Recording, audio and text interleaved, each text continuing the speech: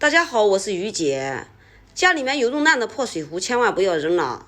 很多人活了一辈子还不知道，不能用的破水壶还有这用处。把豆子往里面一倒，3天后会出现奇迹。我们先把豆子倒在盘子里面。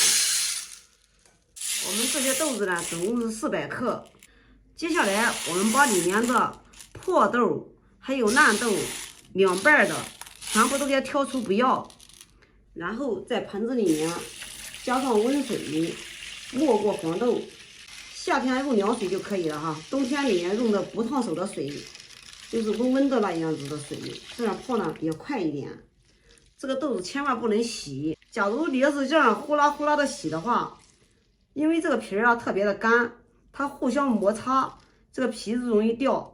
就像这样没过以后，就不用管它了，浸泡2至3个小时。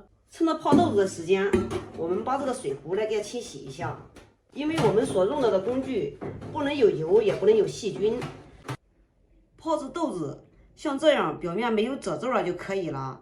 我这呢刚好泡了有2个多小时，千万不要泡的时间太长，时间泡长了，豆子把皮撑破了，后期它也会烂掉。泡制这样就可以了哈。接下来把我们泡好的豆子给它倒入漏篮里面。接下来把我们泡好的豆子直接倒入水壶里面。水壶里面千万不能有水，有水豆子会烂掉的。然后我们直接给它盖住盖子，像这样子，它既隔光，而且呢也不用焖这个焖那个的，像这样就可以。接下来我们把这个壶嘴给它朝下放在锅里面，像这样既能透气也能沥水，直接像这样放下去就可以了。然后一天我们给它淋个4次水，或者是5次水。现在已经4个多小时过去了，我们让大家看一下豆子泡的怎么样。现在的豆子呢，已经泡的圆鼓鼓的了。这一次呢，是我们第1次来冲水。这个豆子啊，保证它是干爽的，下面不能有一点水，有一点水的话，它就会烂掉的。接下来我们准备半杯的自来水，也就是凉水。因为现在天气温度啊有点低，我们呢给它加一点点的开水，用手试一下，稍微有一点点的温度，大概就是35、6度那个样子，像这样就可以了。接下来把温水倒在壶中，给它冲洗一下。要是夏天温度高的话，室温在25度至28度之间，这个温水这一步啊就会省略。必须把这个水啊给它控干。把这个嘴朝下，把里面的水给它沥得干干的。你要是没时间的话，你就这样子放在这里就可以了，放在这里沥个5分钟左右，然后给它盖住盖子。接下来我们准备半锅的自来水，为了加点温度，我们呢再加点温开水，用手感觉一下，稍微有一点点的热，大约就是50度左右。因为我们这边的温度早晚有点低，早晚用点热水保温就可以了。然后呢，我们把盖子呢给它翻过来，这样给它盖住，起到一个保温的作用。然后呢，我们把我们洗好澡的豆子给它放上去，像这样呢，它可以感受一点点的温度，利于催芽。这个口子呢，一定要给它散开，留着透气。然后再给它搁个3、4个小时，再来给它洗一个淋浴就可以了。现在呢，又过去大约4、5个小时了，我们再打开让大家看一下。哇，都花芽了，能看得见吗？看一下，我们的豆都是干爽的哈。接下来我们依然用半杯的清水，再加少量的开水，把水给它搞得温温的，像这样就可以。然后我们再来给它洗个温水澡，因为现在是秋天了，天气呢有一点冷，天气暖和的话，不必要用这个温水哈，用凉水就可以了。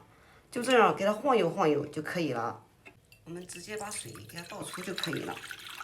我们每次给它冲洗2遍，不然的话里面有污染的水，豆子啊容易坏。像我们这才搁了几个小时，豆子呢依然都花芽了，好快哦。每次水一定要控干。现在呢已经是第2天早上了，打开盖子让大家看一下，这一夜之间，你看芽长得那么深了。今天的天气特别的暖和，我们给它洗个凉水澡就可以了。我们再把水给它倒掉。接下来我们再给它洗一次，每次记着要洗2次，不然里面有污染的水会影响这个豆芽烧根。每次在淋之前啊，这个豆芽它是温热的，因为它自己会来热，必须要把这个豆芽的温度给它冲下去。豆芽发到这个程度的时候，这里面的水不要沥得太干，像这样带滴不滴的就可以了。它留一点点的水，它自己呢也可以吸收掉。然后我们再给它摇一摇，像这样呢长的豆芽比较均匀。这是第2天的下午了，让大家看一下。哇，这芽花的好漂亮呀！就半天的时间，摇一摇让大家看一下。我们再去给它洗一下。这是第3天的早上，打开让大家看一下。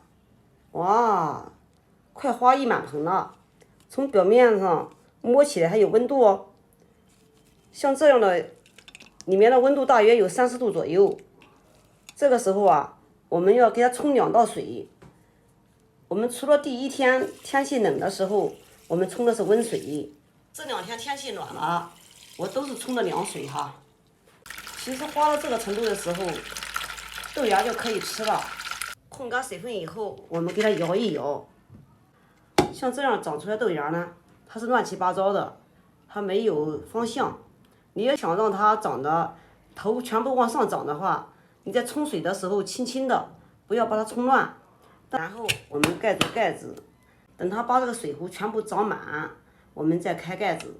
好，我们这是第3天的下午，也就是离我们上次看已经又过去了4、5个小时。哇，已经花满了，看看豆芽花的又白又嫩。我再拿出来一点让大家看一下。